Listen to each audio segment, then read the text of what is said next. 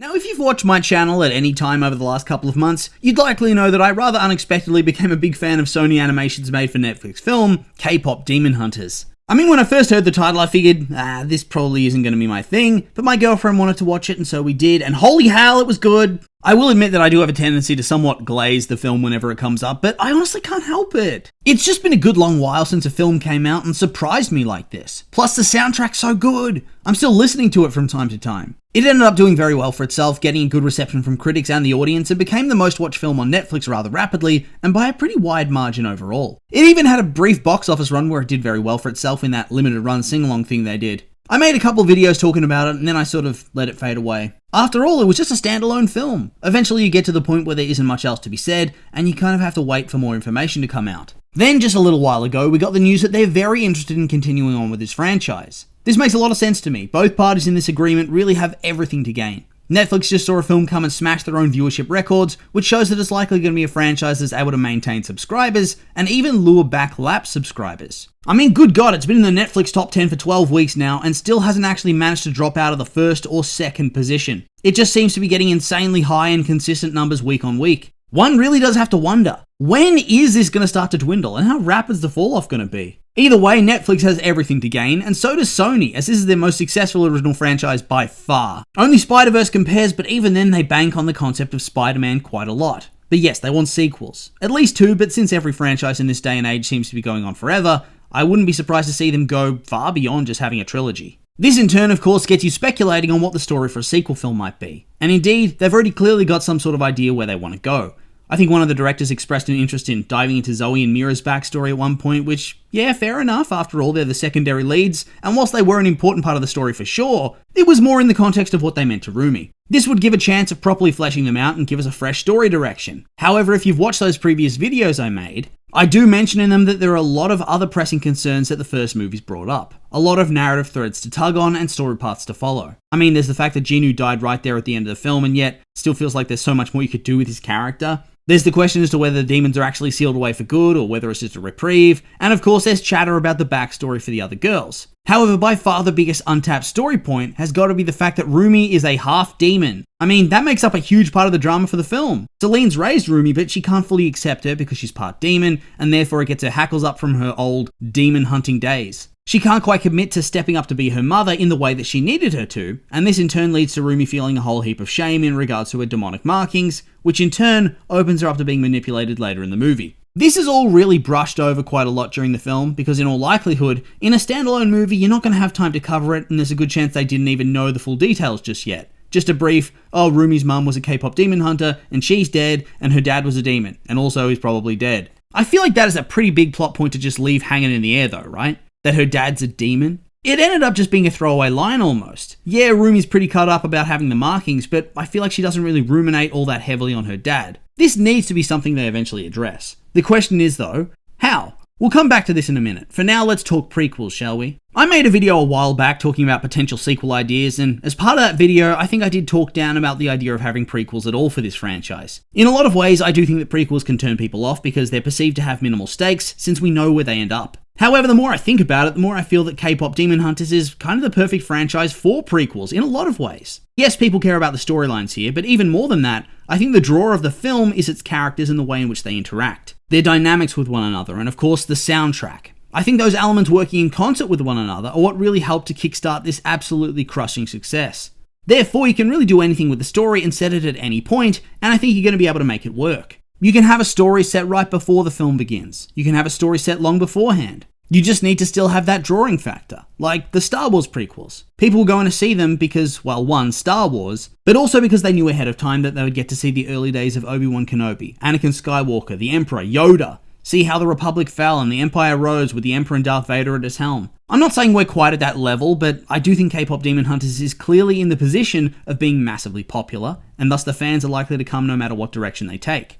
I guess my big question though, doubling back to Rumi's demonic heritage, is would people even want to watch a movie where Rumi and the two others are not really featured in it at all? Because I think that one of the bigger mysteries is this whole dynamic between her parents, and what the hell was going on with them, and I think you have to explore it. In my sequels video, I talked about how you could write it so the film follows Rumi in the present as she tries to uncover the mystery herself, because maybe there's rumors of a demon on the loose and that might be her dad. The more I've thought about it though, the more I dislike that idea. Mostly because in the end, it would require some pretty liberal use of flashback because there would be so much you need to see of Rumi's parents to get that context. So either you make a film where you hardly get any of the context and you simply get like one flashback song, or you have very liberal use of flashback, which I think could derail the momentum of the present storyline and the flow of the movie overall. The reality is that you do need to see a lot of their courtship and love story because you need it to make sense that they could get to the point of actually having a kid. This is what sort of convinced me that it would be a perfect storyline to follow for a prequel film, rather than just having it be a Rumi story lathered in flashbacks.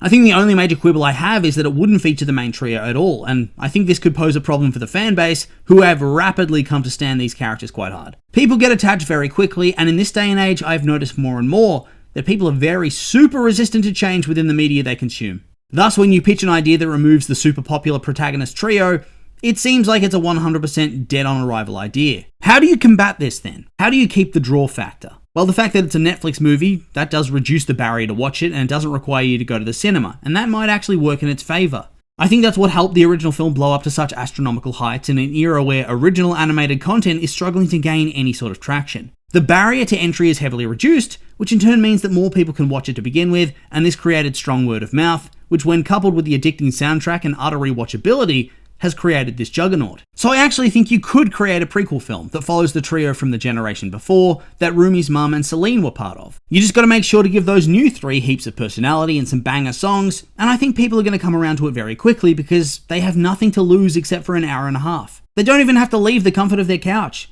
Sounds like a recipe for success to me. At the same time, you could probably frame the whole film as some sort of extended flashback if you wanted to. Take the Hobbit trilogy for instance. That was acting as a prequel trilogy for The Lord of the Rings that had come out a decade earlier.